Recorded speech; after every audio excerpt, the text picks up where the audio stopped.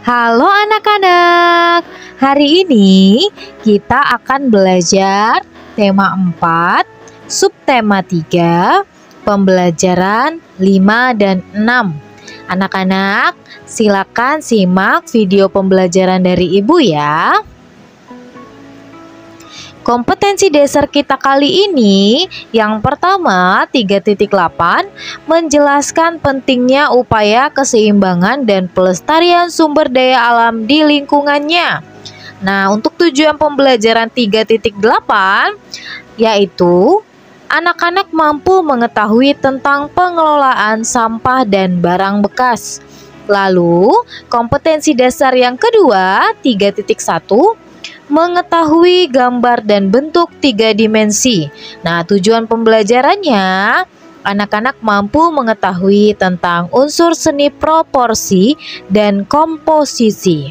Itu dia ya, kita hari ini punya 2 kompetensi pembelajaran dan 2 tujuan pembelajaran. Oke anak-anak, mari simak pembelajarannya. Pembelajaran pertama yang akan kita bahas adalah tentang upaya keseimbangan dan pelestarian sumber daya alam di lingkungan. Oke. Nah, coba anak-anak lihat. Nah, ini judulnya adalah pengelolaan sampah dan barang bekas. Anak-anak bisa lihat. Ada gambar sampah organik, kemudian sampah anorganik. Kira-kira bedanya apa? Ada yang tahu? Ya, akan Ibu jelaskan ya. Mungkin anak-anak juga sudah ada yang tahu ya. Sampah organik berasal dari bahan makanan yang kita konsumsi seperti kulit sayur dan buah, cangkang telur, tulang ikan, tulang ayam, dan sebagainya. Nah, sampah organik ini juga bisa dari daun-daunan, Bu. Iya, bisa dari daun-daunan ya. Kemudian, sampah anorganik. Nah, sedangkan sampah anorganik ini adalah sampah seperti plastik, kardus, kertas, hingga barang elektronik. Nah, barang-barang inilah yang disebut barang bekas ya. Oke anak-anak, kita akan lanjut. Barang-barang bekas dan sampah dapat diolah dengan cara 4R. Apa itu 4R? Yang pertama adalah reuse. Nah, yang kedua adalah reduce. Nah, lalu yang ketiga recycle. Kemudian yang keempat replace. Nah, kira-kira apa ya? Reuse, reduce, recycle, dan replace ini sudah ada yang tahu? Oke, jika belum tahu akan Ibu jelaskan ya. Yang pertama akan kita bahas adalah reuse. Reuse artinya menggunakan kembali. Itu kata kuncinya ya. Menggunakan kembali sampah yang masih dapat digunakan untuk fungsi yang sama atau fungsi yang berbeda. Jadi menggunakan kembali. Contohnya seperti apa? Menggunakan kaleng bekas cat untuk dijadikan tempat sampah atau pot tanaman. Nah, lihat ini. Nah, yang sudah Ibu tampilkan ya. Anak-anak bisa lihat. Itu ada bekas kaleng cat dijadikan sebagai pot tanaman. Kemudian apa lagi? Nah, lihat ini ada bekas minuman bisa dijadikan untuk tempat penyimpanan pulpen, pena, pensil, spidol, nah dan lain-lainnya ya. Ini ada bekas minuman dari Starbucks bisa dijadikan tempat pensil atau pena, alat-alat tulis ya. Kemudian bisa juga menggunakan sepatu boot untuk pot tanaman. Nah, ini juga pastinya menarik ya anak-anak ya. Lalu reduce. Nah, apa itu reduce? Reduce adalah mengurangi potensi benda yang telah digunakan menjadi sampah. Sampah yang dibuang ke lingkungan harus sedikit mungkin. Nah, contoh membawa air minum dalam botol sendiri daripada membeli air minum dalam kemasan. Nah, ini adalah salah satu contoh yang sudah kita terapkan ya di sekolah ya. Nah, Kalau di Yayasan Tarakanita di sekolah SD Sinkarolus itu dilarang membawa botol dalam kemasan. Nah, apa fungsinya? Untuk menjaga keseimbangan lingkungan supaya tidak banyak sampah yang mengandung bahan-bahan plastik itu ya. Nah, contohnya bawalah botol minuman sendiri. Nah, usahakan untuk menghindari atau mengurangi sampah yang berbentuk plastik. Nah, contohnya minum-minuman ya. Kemudian hemat kertas. Nah, contohnya apa Bu hemat kertas? Nah, contohnya misalnya anak-anak ingin memprint sesuatu. Jika printnya baru sekali pakai, nah itu bisa kita pakaikan sebelahnya lagi print bolak-balik namanya. Jadi depan belakang kita bisa gunakan kertasnya untuk di print kembali itu ya. Kita bisa menggunakan print untuk print bolak-balik kertasnya agar menghemat kertas. Lalu yang ketiga, kita bisa mengurangi sampah plastik juga dengan membawa tas belanja sendiri ketika berbelanja. Nah, ini sangat terasa manfaatnya anak-anak. Ketika kita belanja tapi kita tidak menggunakan plastik, kita menggunakan tas belanja sendiri. Itu ya. Lalu recycle. Nah, recycle adalah mengolah kembali sampah menjadi barang atau produk baru. Nah, perbedaannya tadi jelas ya, terlihat. Perbedaan jangan salah ya, perbedaan reduce dan recycle. Nah, kalau reduce tadi dia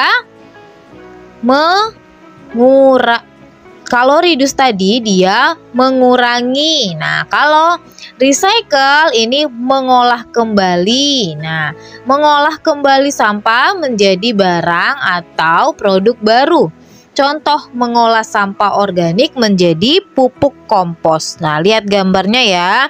Itu adalah salah satu pupuk ya, pupuk kompos dari sampah organik berupa kulit cangkang telur, kulit jeruk. Nah, yang lain-lainnya ya, banyak ya yang bisa diolah menjadi pupuk kompos. Kemudian, contoh recycle. Nah, anak-anak pasti pernah lihat ini di TikTok kan? Nah, contohnya adalah mengubah sampah plastik menjadi sebuah lukisan yang sangat menarik. Nah, lukisan ini ternyata dari plastik ini bisa menjadi lukisan loh. Nah, dan ini juga bernilai berharga. Betapa kreatifnya seseorang membuat sampah plastik ini menjadi sebuah lukisan. Lihat gambarnya itu. Sangat menarik bukan? Ya, ternyata sampah plastik ini juga bisa diolah. Nah, dan bisa juga menghasilkan uang dengan menjual hasil karyanya. Itu ya.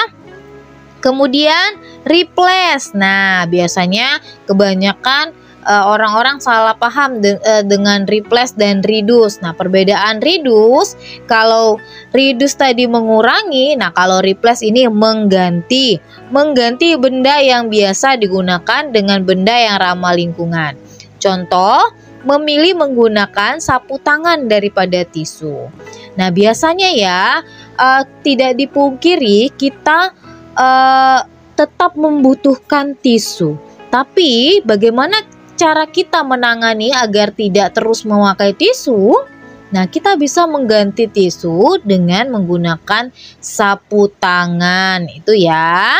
Ini adalah cara yang baik untuk menjaga lingkungan dan menjaga ekosistem, terutama karena tisu ini berasal dari mana anak-anak? Ya, dari pohon. Itu ya. Lalu yang kedua, contohnya kita bisa mengganti styrofoam dengan kotak bekal kita sendiri. Nah, ketika kita jajan, misalnya kita mau jajan pangsit. Nah, kita jajan itu pergi ke tukang pangsitnya. Misalnya tukang pangsitnya itu menggunakan styrofoam. Nah, kita bisa bawa tempat makan kita sendiri ke abang-abang pangsitnya. Nah, kita beli, ke abang-abangnya pakai kotak makan kita sendiri. Nah, ini adalah salah satu yang baik, mengganti benda yang biasanya digunakan dengan benda yang ramah lingkungan. Nah, kalau styrofoam tadi kan tidak ramah lingkungan, tapi kalau tempat bekal kita ini adalah barang yang ramah lingkungan karena terus digunakan, bisa terus digunakan terus menerus ya. Itu ya anak-anak. Nah, tujuan dari pengelolaan sampah. Apa saja tujuannya? Mengelola sampah dengan bijak dapat membantu menyelamatkan lingkungan kita. Tujuan dari pengelolaan sampah adalah supaya sampah memiliki nilai ekonomi atau merubahnya menjadi bahan yang tidak membahayakan lingkungan. Contoh tadi nilai ekonomi apa? Iya, kalau contoh di bidang ekonomi, itu tadi contohnya seperti mengubah sampah plastik menjadi sebuah lukisan. Bernilai ekonomi loh. Nah, kalau tadi contohnya merubahnya menjadi bahan yang tidak membahayakan lingkungan, contohnya apa? Nah, contohnya tadi kita menggunakan kaleng bekas cat untuk dijadikan pot bunga. Nah, coba kalau misalnya kita buang sembarangan kalengnya, itu dapat membahayakan kan? Nah, kita bisa mengubah kaleng bekas itu menjadi pot bunga. Nah, dengan melakukan pengelolaan sampah rumah, dengan melakukan pengelolaan sampah rumah tangga yang benar, kamu dapat membantu untuk kejar mimpi menekan dampak negatif sampah terhadap lingkungan. Nah, itu ya, banyak sekali manfaat dari pengelolaan sampah. Oke, sekarang kita lanjut ke pembelajaran kedua. 3.1 Mengetahui gambar dan bentuk 3 dimensi. Oke anak-anak. Nah, kita baca sama-sama prinsip proporsi dan komposisi. Kalian tentu sudah sering melakukan kegiatan menggambar ketika berada di rumah maupun sekolah. Saat kalian masih duduk di kelas bawah, ada kalanya kalian belum menerapkan prinsip-prinsip proporsi untuk menggambarkan suatu benda dengan benda lainnya dalam kertas gambarmu, sehingga jika dilihat, hasil gambar kalian akan terlihat kurang pas. Proporsi sama dengan kesebandingan, artinya membandingkan bagian-bagian gambar satu dengan lainnya secara keseluruhan. Misalnya ukuran tubuh dengan kepala, kaki, kesebandingan antara objek gambar dengan latarnya, prinsip tampak jauh dan dekat letaknya. Nah, komposisi adalah menyusun unsur-unsur rupa gambar dengan mengatur supaya menjadi susunan gambar yang tampak bagus, teratur, dan rapi. Nah, komposisi ini dan proporsi akan kita bahas lebih lanjut. Silakan simak ya. Proporsi yang akan kita bahas pertama adalah proporsi. Lihat gambar yang Ibu tampilkan. Nah, ini adalah gambar tubuh manusia ya. Lihat, ada kepala. Biasanya tubuh manusia itu terdiri dari 3 bagian. Yang pertama, kepala, lalu badan dan tangan, kemudian kaki. Nah, bagian-bagian dari tubuh manusia ini harus digambar dengan sebanding atau sesuai ukuran. Bagaimana Bu penjelasannya? Harus sesuai ukuran yang bagaimana Bu? Nah, contohnya seperti ini. Nah, ukuran panjang contohnya, kalau misalnya kita menggambar tangan ukurannya segini, misalnya 5 cm. Nah, kalau kemudian menggambar kakinya, ukuran kakinya tidak boleh juga 5 cm. Ya kan? Tentunya kalau menggambar ukuran tangan dan ukuran kaki itu dengan sama, itu artinya tidak proporsi. Nah, jadi menggambar ukuran tangan dan kaki itu berbeda. Kaki lebih panjang daripada tangan. Nah, itu contohnya ya. Lalu, prinsip dalam proporsi ada apa saja? Nah, ada besar kecil, ada panjang pendek, tinggi rendah, tebal tipis. Nah, tadi juga udah ya, contohnya panjang pendek itu digambar tangan dan kaki manusia. Lalu contohnya ada lagi. Nah, ini ada gambar proporsi tepat dan proporsi kurang tepat. Kenapa? Coba lihat. Kenapa gambar ini kurang tepat dan ini tepat? Nah, ada yang bisa jelaskan? Iya, karena ini kan gambarnya mangkok dan termos. Nah, kalau gambar mangkok dan termos ini dia tepat karena apa? Termos itu lebih besar daripada mangkok. Nah, jadi jangan termosnya dibuat gambarnya seukuran dengan mangkok. Nah, lihat gambar yang kurang tepat ini ada cangkir lalu ada termos. Lihat.